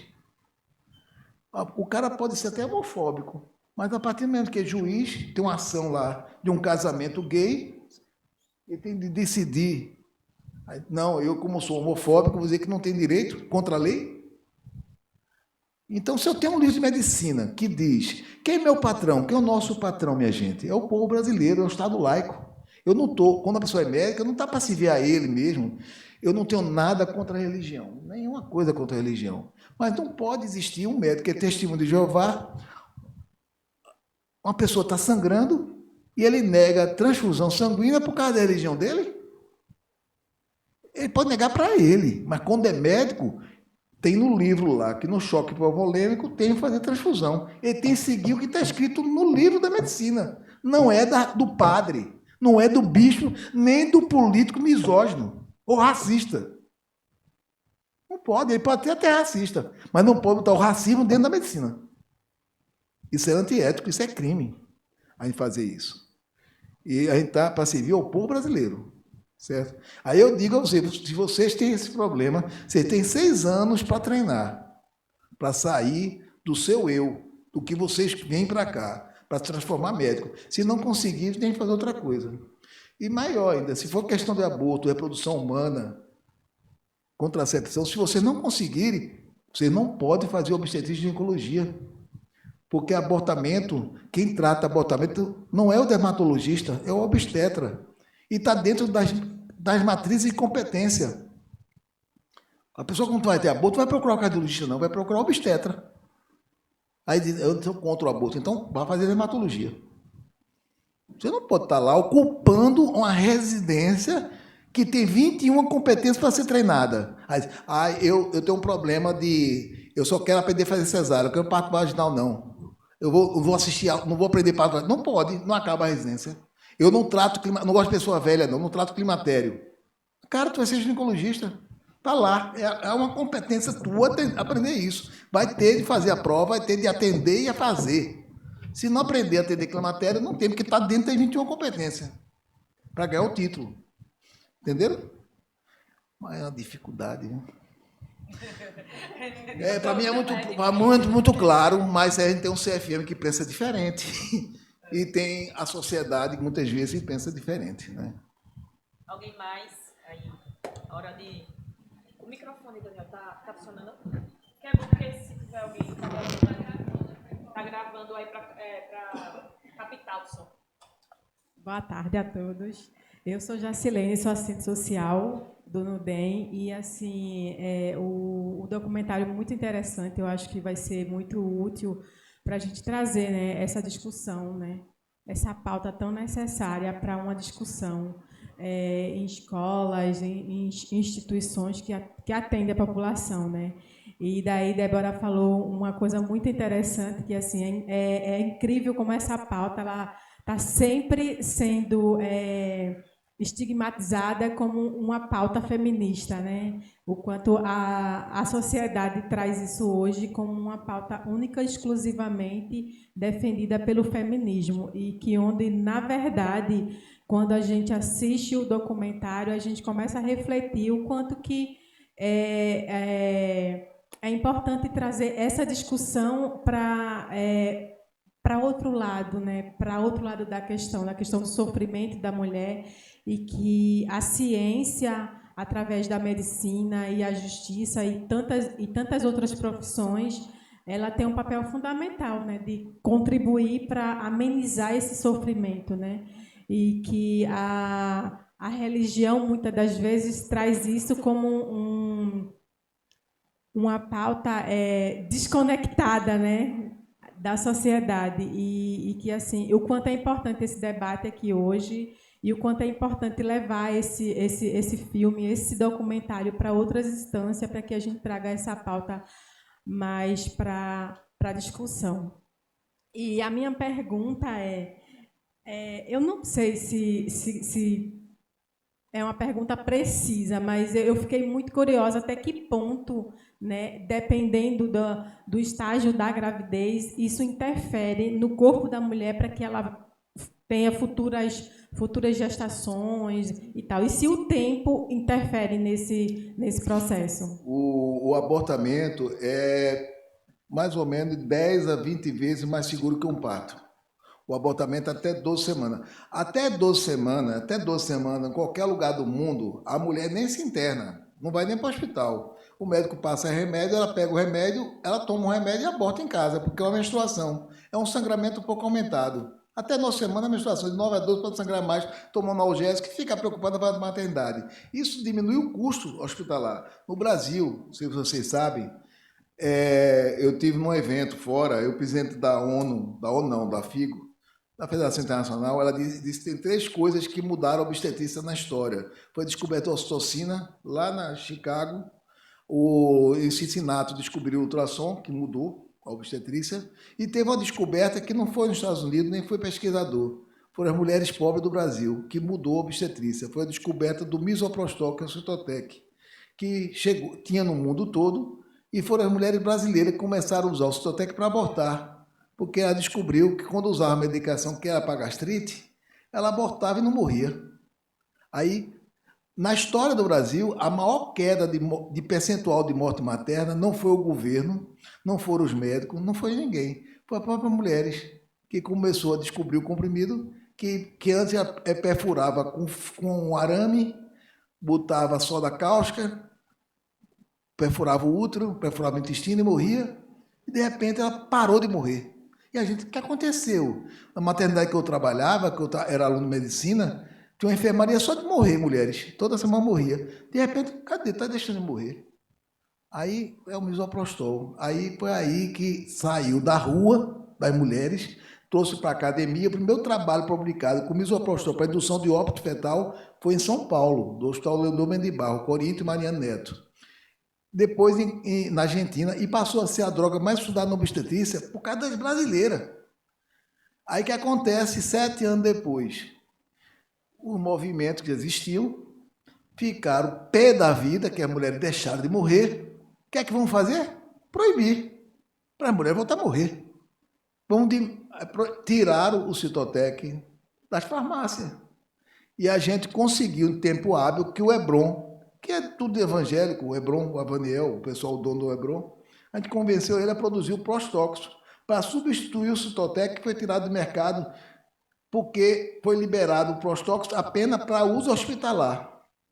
Tirou da farmácia. E para sair o nome, a mesma medicação, a gente tem que botar o nome Prostóxito. Sabe o que é Prostóxito? Tóxico é parto. A favor do parto. Não podia ter nada do aborto. Certo? E ainda tem o emblema da mulher gestante com o negócio assim, proibido. Aí só usa gestante. Mas você vai precisar de português. Aí tem uma gestante com traço assim. Quer dizer, aí saiu essa medicação em 99, a gente conseguiu, porque precisava do misoprostol, porque a mulher com feto morto. A gente descobriu no abortamento retido, outras coisas mais, a gente só tem nos hospitais, e as mulheres não tiveram mais acesso. Aí começou a ter Campo Negro, aquela medicação que o aborto custava R$4, passou a custar R$1.200, R$1.000. As mulheres pobres conseguem, se endivida todinha, pede ajuda daqui, dali e consegue comprar. Porque no mundo todo o misoprostol vem na farmácia. É só no Brasil e nos países muçulmanos que não tem. Mas aqui a gente vive quase uma teocracia em relação a vocês. Em relação às outras coisas, não, mas em relação à mulher, sim. Então, você tiver uma amiga fora, consegue. Pode até mandar para o Rio, mas é crime, viu? Mas estou dizendo que você consegue comprar fora. Mas o Citotec é vendido fora e não interna. Então, veja, até 12 semanas, depois de 12 semanas começa a aumentar. Mas todo abortamento ele é mais seguro quando feito por médico no hospital do que um parto. Claro que quando vai chegando perto do parto, vai adquirindo o risco do parto. Claro que 28 semanas, 6, 7 meses, tem mais risco do que 2, 3 meses. Aí vai aumentando, entendendo? Mas sempre, quanto maior o feto, como a Elisa disse, vai ter osso, não sei o quê, mais vai ficando parecido com o parto. E mais vai tendo chance de hemorragia, de sangramento, de problema que tem na obstetrícia. Tinha mais pergunta?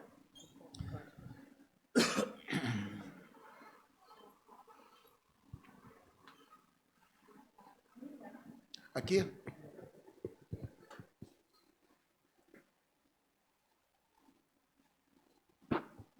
Boa tarde, meu nome é Ana Cláudia, eu também sou assistente social, trabalho com Jace, sou estagiária dela. Agora? Minha pergunta é para o doutor Olímpio. Com relação a uma criança ou adolescente vítima de aborto, ela chegar no CISAM, digamos que ela esteja com, a gente diz, 28, perto de ter o parto, por exemplo, e ela não querer, né?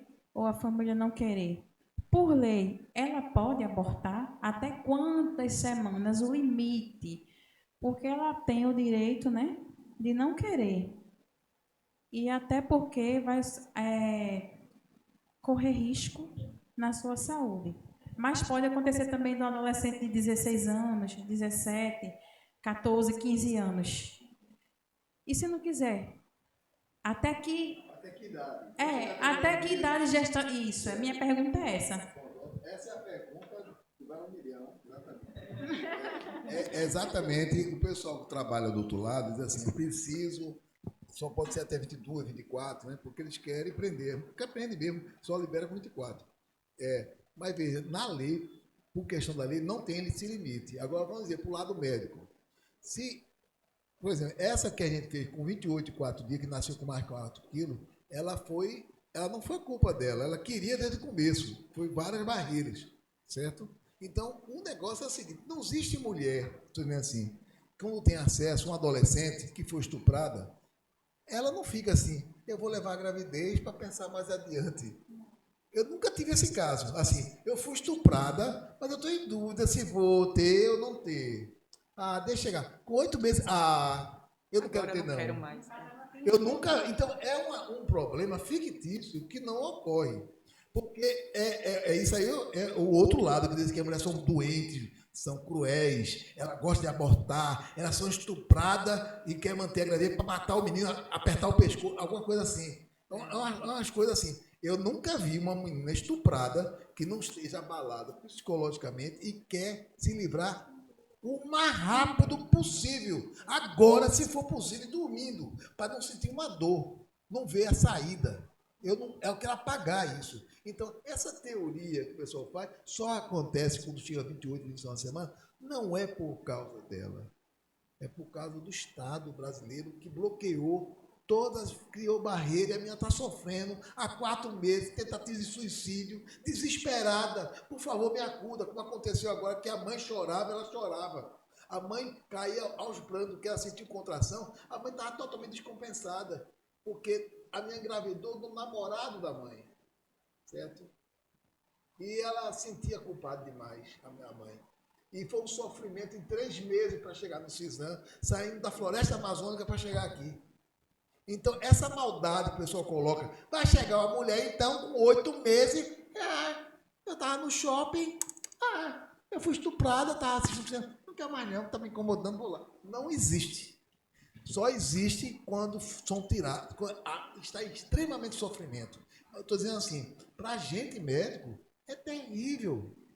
Porque você fazer uma indução do óvulo fetal com a gravidez, com a chance de sobrevida, é cruel demais para a gente que é médico. Ninguém quer isso, não existe também. O médico adora matar, como fosse assim. Olha, garanto a você, os médicos que fazem a indução do óvulo fetal são as pessoas mais humanas, mais caridosas, mais religiosas. O meu braço direito no Cisam é adorado pelos padres. Eu estou no carnaval, eu estou no bloco carnaval. Aí vou passando lá não sei o nome, é Olinda, aí tem um convento cheio de frade, assim, 7 colinas, aí vai subindo, tem um crucifixo grandão, que tem uma igreja, é um mosteiro lá, é cheio de frade no carnaval. Aí eu vou passando de coelhinho, cor-de-rosa, assim, comigo no bloco, aí os frades todos saem, tu conhece Deus? São meus amigos. Pô, é o cara que tu faz. E o pessoal da igreja sabe que ele faz isso, entendeu? Porque sabe do lado humano, que é para diminuir o sofrimento. Então, essa maldade que existe, que a mulher vai chegar, não existe. Só existe como aconteceu em Santa Catarina, que a juíza, uma juíza, que enclausurou a menina e vazou o vídeo. E ela foi fazer com 29 semanas, com 1,2 kg, mas a menina foi presa durante 2 meses. Aí fizeram. Não é porque ela chegou lá, entendeu? Então, o medo que eu tenho de colocar uma idade é o pessoal agora da ANB, o pessoal que faz isso não trabalha com isso, né? Aí eles querem colocar um limite, 24 semanas. Esse pessoal vai adorar. Eita, que maravilha! Vamos agora prender. Segurar até 24 semanas, esconder a menina até 24 semanas. Existe padre que recolhe criança grávida, bota na igreja e libera com 24 semanas na Nápoles. Tem um tal de Eloy. Medo. Porque se denunciar... Tem um padre que recolhe as crianças grávidas e vai se ela quiser. Dá comida e libera com 24 semanas. Então isso vai acontecer demais. Como aconteceu no Espírito Santo, aquela Damares mandou prender a menina lá, a menina procurou ajuda por 4 meses, passou 1 mês sendo bloqueado, aí quando completou 22 semanas, a Damares soltou o fogo, comemorou, pode soltar, coitadinha. Vai para Vitória e não teve acesso. Então, ajude a colocar que não existe esse caso de uma mulher que é maldade dizer que vai ter mulher que vai fazer propósito.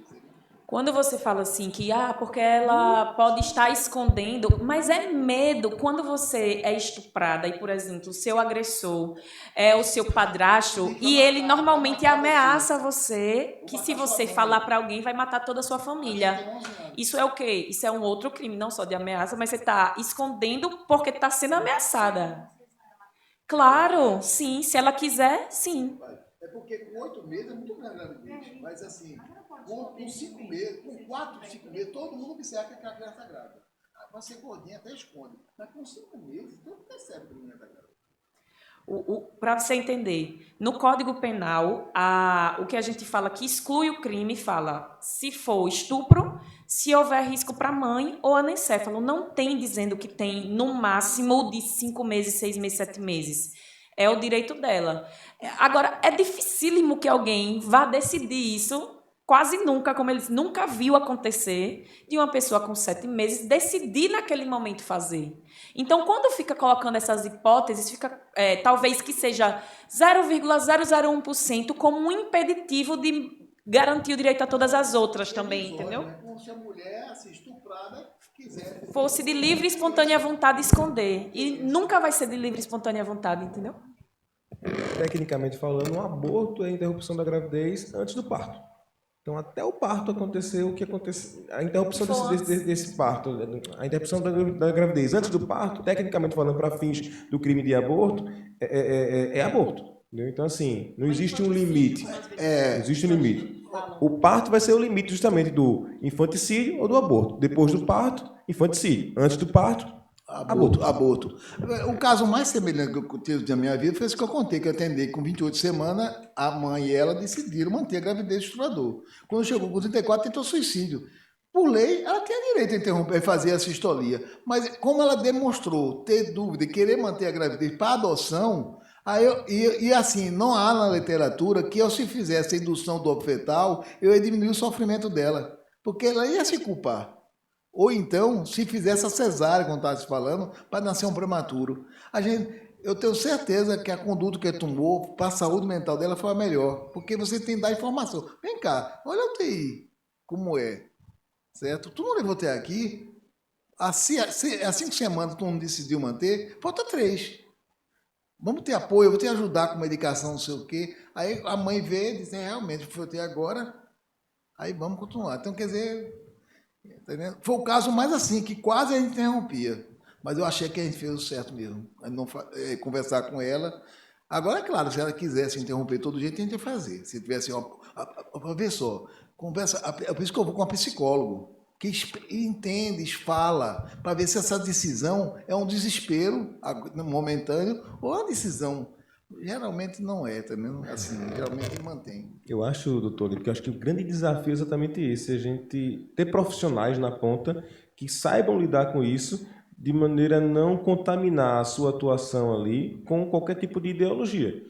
Sabe, assim, esse é o grande desafio, a gente treinar as equipes, né, e todo mundo está bem treinado efetivamente para que receba essa mãe, enfim, e possa tratar a situação sem qualquer tipo de interferência do seu julgamento pessoal, mas ali como profissional. Eu acho até que se fosse um médico assim, se fosse assim, eu estou achando, não vou dizer o nome, assim, tem um colega lá que eu tenho, assim, se caísse um plantão dele, ele ia interromper, para depois jogar a cara, olha, você é o seu filho, só para maltratar. Está ali entre a vida e a morte, foi você que fez isso, né? Existe uma maldade, ou então querendo inviabilizar. O doutor Lima disse que não existe sofrimento, eu interrompi e está sofrendo agora. Então, é muito difícil os caminhos, mas a gente tem que procurar sempre diminuir o sofrimento, não é? A minha pergunta... meu nome é Heloísa. A minha pergunta é, porque eu sei que nos procedimentos de anencefalia e risco da vida da mulher, tem assinatura de 2 médicos, né? E quando é de estupro, porque, querendo ou não, o estupro é um relato pessoal da pessoa, não tem como ser comprovado cientificamente, né? E aí precisa também da assinatura dos 2 médicos nessa situação? Bom, não está na lei, mas existe uma portaria 2005 que diz o documento necessário. São 4 documentos, no mínimo, necessários. O que é necessário? Coloca no prontuário. A gente imprime e está lá no prontuário. Relato circunstanciado. Ela vai contar como aconteceu a gravidez. Olha lá. Tem que tomar cuidado com esse relato circunstanciado, porque tem lá as perguntas, assim que você pede. Foi estupro? Me diga aí, quando aconteceu? Aí, eita, o doutor perguntando quando aconteceu. Eu estou com vergonha.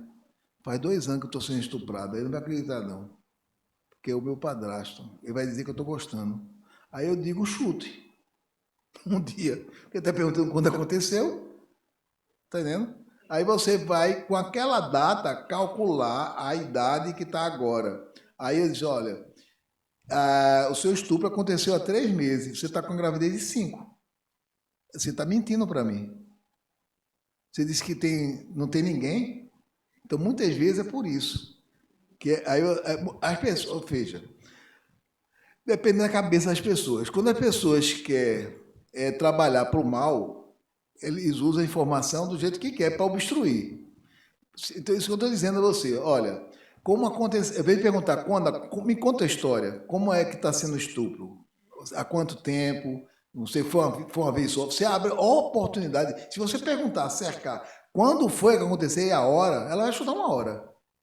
Certo? Então, e você tem que cuidar. Mas muita gente pergunta assim, quando foi a hora? Então, para realmente ela ficar nervosa e dar uma data. Então, a gente faz um ultrassom ou examina, porque, claro, que ela pode ter um companheiro, ela tem direito a saber que aquela gravidez é resultante do estupro, provavelmente, ou do namorado ou do marido. Olha, não, doutor, eu sou casada, foi no dia 14 de novembro, saindo dos que eu me lembro bem, peguei um... Foi nesse dia, não tenho dúvida nenhuma. Aí, olha, nesse dia você já estava grávida. Ah, doutor, obrigado. Ainda bem que eu pensei que era do estupro, é do meu marido, então. Pronto, você fez a beneficência. Mas muitas vezes as pessoas podem usar isso para tirar o direito, né? Então tem que tomar muito cuidado.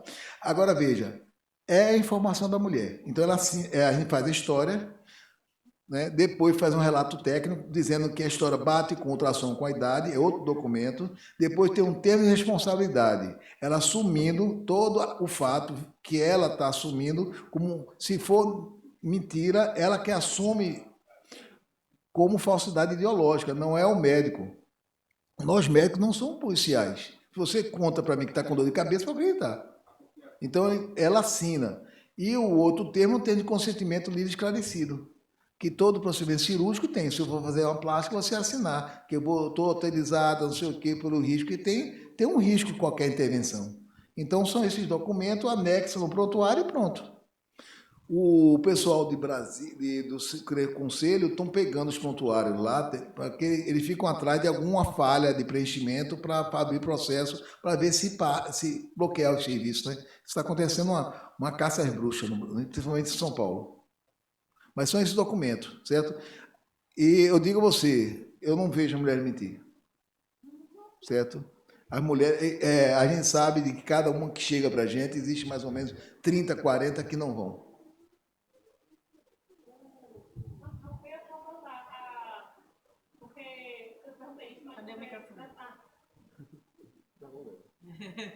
Era para saber se ela tinha que contar a história 2 vezes, porque a gente tem muito isso aqui, né? É outra coisa que você deve evitar. Tem serviço que faz para maltratar. Tem serviço em Mato Grosso, que foi criado ela contava a história para o médico, contava para a psicóloga, para a assistente social e para a enfermeira. Contava 4 vezes. Tem que contar 4 vezes a mesma história. Ela chorava 4 vezes. Aí depois os 4 se reuniam e ia decidir se era verdade ou não. O que foi que ela disse? Ela disse para mim que foi na terça-feira, às 14h14. E para tu? Ela disse que foi na terça-feira, às 14h20. Eita! Ela disse que o Uber que ela foi estuprada era uma cor escura. Eita! Ela disse aqui que era azul. Ela disse que era um carro que ela achava que era da marca tal. Então, dependendo como a pessoa queira, está mentindo a mulher. Depois da segunda, terceira vez, ela não consegue contar mais a história. Ela descompensa, porque ela se sente que ela que é a criminosa. Eu estou precisando contar a história de novo. Porque a gente acha que você está mentindo. É assim, o que acontece com você? O doutor Olímpio foi negado o abortamento. Por quê? Porque ela estava muito tranquila. Você negou por causa disso. Aí depois, o doutor Olímpio foi negado o abortamento. Por quê? Porque ela estava muito nervosa. Aí assim, todo gosto. Doutor, por que foi negado? Não, aqui, da Paraíba veio pra gente. A gente treinou o serviço da Paraíba. Mas de vez em quando nós esperamos lá da Paraíba. Eu disse, pelo amor de Deus, quando a vaga não está treinado, aí doutor Limpo, estamos vindo para Paraíba. Eu fui lá, aí, veio da onde? Da Paraíba. Está tudo pronto aqui, tudo assinado. Não tem nenhum documento faltando. Por que não fizeram? Doutor Limpo, olha a história. Sim, quem tem? Olha aqui, doutor Limpo. Sim. Então, o paciente refere que foi papai de Tambaba, com 2 amigos, não sei o quê, e na saída... Sim, o que é que tem? É por causa disso. O que tem em Tambaba? É uma praia de nudismo. Aí eu acho que o pessoal lá interpretou que uma mulher honesta, se a mulher vai para a praia de nudismo, ela merece ser estuprada, né, doutor Limpo? Aí eu ligo de canto da vaga, falo até com o Roberto, o diretor. Roberto, estou com a paciência que vocês mandaram. Olha, Roberto, eu morri de vontade de ir para Tambaba, não vou mais não. Porque eu chego lá, eu posso estar nu assim, o cara vem por trás de mim, pega, Crau! E eu tô lá é para ser estuprado, eu não tô. Aí eu não vou mais, porque eu estou sabendo que, e eu estou sabendo aqui que, eu estou olhando no Código Penal, diz assim, a mulher tem direito ao aborto e resultado de estupro. Eu não procurei, não tem assim, com exceção da Praia de Tambaba, não tem escrito. Então são questões de valores, de a pessoa julgar que aquela mulher merece ou não merece, até coisa assim do preconceito. Ela tem muito piercing, ou tem muito. É coisa assim. Olha, doutor Olímpio, a paciente mora na favela. Essa história parece mentira. Por quê, fulana?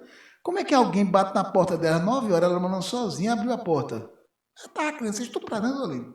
Uma mulher vai abrir a porta morando na favela? Eita. Quer dizer, então sempre a culpa é da mulher. E a mulher, quando é estuprada, muitas vezes se sente culpada do próprio estupro. Eu digo para os alunos, né, que, assim, como eu e tu, assim, a gente, homem, né? Aí tem lá uma rua com 4 mulheres à noite, conversando. E a outra rua está vazia, mas ali é mais longe. Aí tem um cara solteiro assim, tem 4 mulheres, eu vou para ali, passar por as 4. O contrário tem 4 homens ali na rua, ali é mais longe, mais escuro. Eu não vou lá não, porque eu vou lá, eu estou querendo.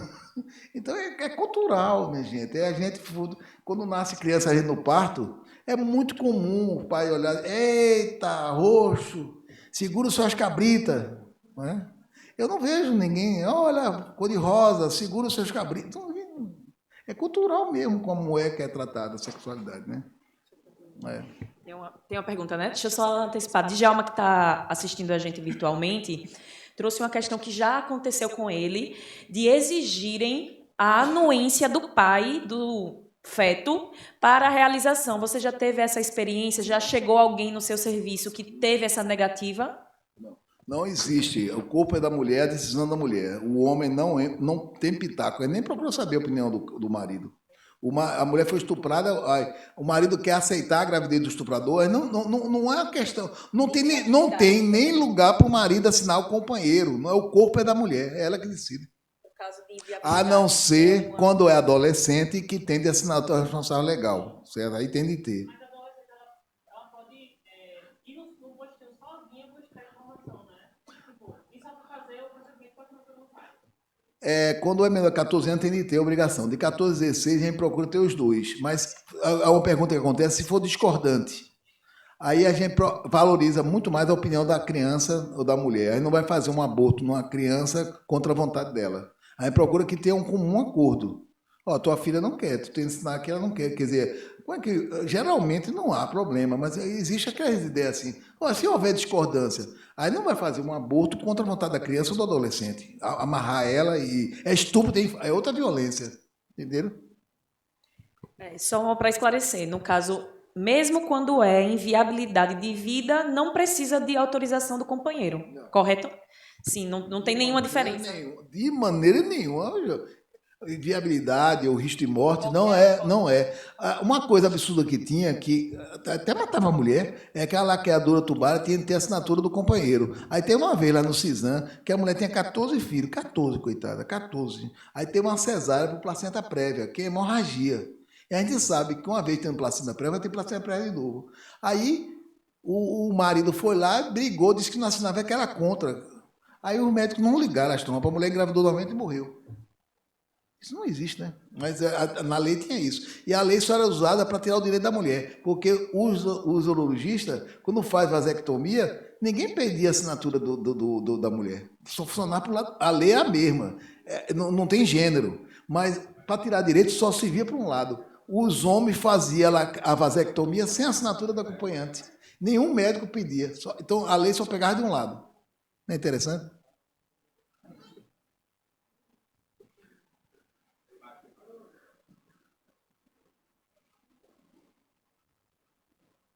É aqui. A minha dúvida é sobre se existe algum mecanismo administrativo interno no hospital para quando, por exemplo, o senhor ou alguém da coordenação, junto do senhor, identifica algum médico tendo esse tipo de comportamento, como o senhor falou, que tem um médico que faz, mas depois mostra a mulher como uma forma de tortura. Existe alguma notificação extrajudicial ou administrativa no CREMEP? Enfim, a minha dúvida é essa, ou fica assim, fica por isso mesmo? Veja, lá no CISAM, como é um serviço universitário e a gente, quer dizer, o concurso qualquer pessoa pode entrar, passou, entra, né? Não estou dizendo a você. Então tem pessoas que entram que são objetores. Mas eu digo a você, lá no CISAM não tem um setor específico como é o Sony Santos, como é o Vilma Lessa, que você cria dentro do serviço um pedaço e bota o funcionário para atender ali que não tem objeção. Aí você diz, Olímpio, não era mais seguro fazer isso? Não era mais seguro. Mas eu não trabalho assim. Eu acho que, além de atender a mulher, eu tenho que colocar para a sociedade e para os médicos que é obrigação de todos. Eu preciso que aquele objetor ouça a história, porque é a minha história de vida, porque eu era objetor. Eu mudei 8 anos depois de formado com mestrado. Se eu não acreditar na minha história, eu era objetor. E precisou eu ter contato. Se você separa, pergunta se é objetor, tira e você não atende, essa pessoa vai continuar objetor para sempre. Eu tenho de trabalhar com que ele seja objetor, mas que ele não inviabilize e não maltrate. E eu tenho ouvidoria. Eu nunca precisei levar ninguém para o conselho. Mas também, se levar para o conselho, não acontece nada, porque o comparativo vai ser grande e vai ser inocentado, porque vai ser interpretado que ele tem objeção de consciência, que não é. Mas eu procuro trabalhar com os objetores que são relativos, porque o objetor também é relativo, não é um objetor absoluto. Tem pessoas que é objetor, mas até 12 semanas não é.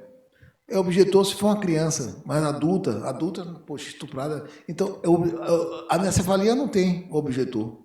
Mas se for uma formação incompatível com a vida outra, pode ser que tenha. Então, o objeto não é um preto e branco. Eu tenho. Mas isso aí eu tirei tudinho do local. Ficou só fazendo cirurgia ginecológica, certo? É isso aí. A gente tira a pessoa que está sofrendo, aí eu tiro para botar no setor que não tenha contato. Mas não quer dizer que meu grupo pensa como eu, não, entendendo? Agora, muitas pensam, muitas, não muitos, mas mulheres, sim. Muitas, não. Hoje em dia, eu conto mais com as mulheres. Antigamente, era só com homem, mas agora as mulheres estão no. Porque antigamente, as mulheres não participavam da discussão do aborto, porque a mulher é muito mais vulnerável para ser atacada. Ainda hoje, as minhas colegas, porque se eu fosse mulher, talvez eu fosse mais fácil de ser destruído. Eu ia ser chamado de puta, vagabunda, não sei o quê, né? Aí é mais fácil. Um homem branco, talvez, esse pessoal é muito covarde também, né? Aí agride mais as mulheres também. Mas hoje em dia não. Hoje em dia as mulheres estão ocupando os espaços e estão com coragem, e falando e ocupando. Né? Mas no começo não era muito difícil. Isso há 30 anos atrás. Encerramos? Sem perguntas? Deixa eu agradecer. A gente encerrou, né? Ninguém tem mais perguntas, também o horário vai se avançando. Mas a gente quer agradecer demais, Olímpio, você ter tirado uma tarde inteira, né? Desde as 2 da tarde, a gente está aqui, viu o filme com a gente, você já tinha visto, né? Antes. 4 vezes, mas ficou aqui, viu o filme, e toda vez que o Olímpio vem aqui, sempre é para acrescentar algo a mais que a gente não sabe, que a gente, às vezes, fica nublado, né, porque a gente só entende do direito, e muitas vezes não entende nem os procedimentos, as etapas que a mulher vai realmente percorrer para alcançar exercer o direito dela em optar, né, entre ter ou não ter uma gestação que o feto é inviável. Então, a gente agradece você é sempre um parceiro. Vou dar a palavra. Alida, obrigado, é um prazer sempre estar aqui, porque eu vivo para isso, né? Não é só aborto, mas é qualquer coisa da saúde da mulher, uma coisa que me dá prazer. Eu podia me aposentar, eu não quero me aposentar, quando você faz outra coisa, eu gosto. Mas o filme de Elisa, quando ela teve a situação e pensou fazer o filme, ela veio aqui no Recife, eu já conhecia ela. E ela conversou a ideia, Olímpio, como é que eu vou ter acesso a essas mulheres? E aí precisou da ajuda dessa rede do WhatsApp, e procuraram saber o Brasil todo, porque mulheres com condição de falar, que a maior parte não tem nem condição de dar entrevista. É uma coisa tão forte que ela não consegue falar. Aí foi difícil para ela encontrar essas mulheres, certo? E a outra coisa, a filmagem que vocês viram ali, tem uma filmagem que é no CISAM. Aquele pessoal tentando invadir, foi o que liberei do meu WhatsApp, as imagens, né? Então ela procurou e eu acho que saiu bom. E ela tinha 42 anos na época, e era a oportunidade dela quietinha de engravidar. Ela não tinha filho, era o sonho dela ser mãe, e ela perdeu essa oportunidade, porque agora já está com 45, acho que não engravida mais, acho que dificilmente vai engravidar. Mas ela queria muito a gravidez. E ela começou a filmar porque ela é cineasta. Eu vou gravar minha gravidez toda e o parto do meu filho desejado. Aí, quando teve a notícia que lá em Lisboa, que era anencefalo, ela pensou em parar de gravar. Mas disse, não, eu vou gravar até o final. Aí foi a ideia que nasceu a ideia do filme. Muita coragem dela, de se expor tanto. Tá bom? Muito obrigado, gente.